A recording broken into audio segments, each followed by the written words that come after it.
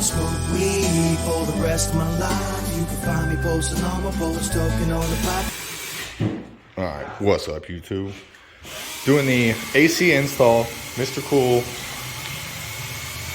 upside down, but E-Series 18K. This is what it looks like. The outside unit's sitting outside. So pretty simple. Got the, I'll go back out here. Got the outside bracket from the back of this on the wall, mounted, drilling holes through. Basically just feed this through. I'll do an update after all that and kind of explain it once we get that done. Peace. All right, we got it mounted, ran it out here. Hopefully the HOA don't get mad at me. It's gonna run out from here. So this is the other side you guys saw being mounted. Drills out, run, bend, put it down, hook it up, and hope for the best. All right, quick little update. This is gonna be a janky video, but you know, it is what it is.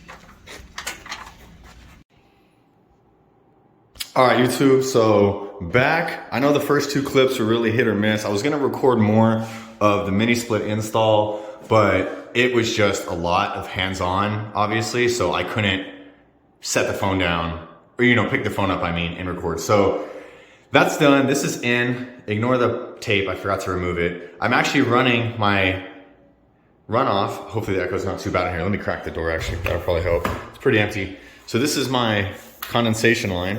It's gonna go to a res tank here, as well as my DHU is gonna drip into there.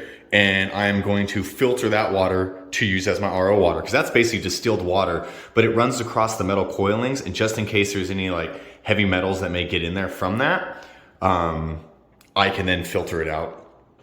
So that's how I'll do that, so that way it stays, you know, straight water, and I'll test the water, make sure it's good before I, you know, continue using it.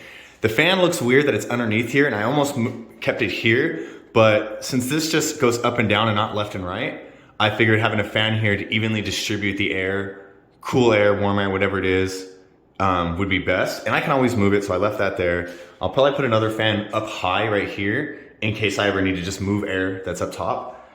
That's where my carbon filter is gonna go. How long do you guys wait to change these? I've had this for 4 runs now. I only usually use it in flour, like once I hit second week of flour. But I mean, this thing's pretty small, just hand size. So this is 2 feet, I think. I mean, my hands aren't tiny, but you know what I mean. So that's that. I got this cord ran. As you know, this was down here and then ran across, and this is where it actually mounted. You can see where I fucked the wall up. So I made a box, cut it, ran one around, boom. Now, I wanted this to be like my little control panel area, which I thought was really cool. But I can't get this over here because that's the best place for the CO2 tank. It's out of the way there. Even when I have the other light here, that'll still be an open corner. And otherwise I'd have to place it like by the door. And I don't know, like it just seems like it would end up being in the way.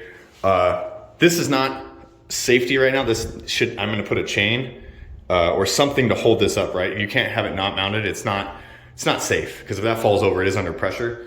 It's not gonna explode or anything, but you don't want it shooting across the room either. I mean, not as high as an oxygen tank, but you know what I mean, you know what I mean. But that's in. This, it hooks to Wi-Fi with a little USB adapter in there. Ignore my really dirty hands. So I can connect it to my phone, set timers, day, night temps, everything. It has an auto heat pump AC unit, so you don't have to switch back and forth. So I am in love with this so far. This right here Bluetooths to my phone, so for any reason that disconnects through Wi-Fi, which I can connect anywhere in the US. I don't know if I can go out of country, but I mean, don't plan any plans recently to control this from there. But anyhow, so this is Bluetooth in case I need to from the house. Controller I'll probably never use, but there it is. My lighting is now a little bit here. This I gotta you know, mount it or something. I just left it spun because it just, I don't know what else to do with it really. But this is, I know it looks like a literal nest, but I'll figure it out. Little sensor right here, sensor still there. Still need to place some more sensors around the room. This has its own temp and humidity sensor, so we'll get all that going.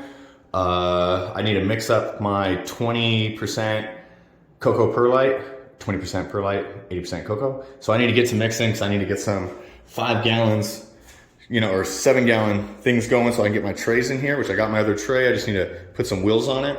But yeah, looking good, all cleaned up, scrubbed, put it all smooth right here. I don't have, my AC unit and anything, so I got to get everything in here. Trying to get everything up off the ground, as you can tell, just to let me give you a little backspace here, just, really open it up.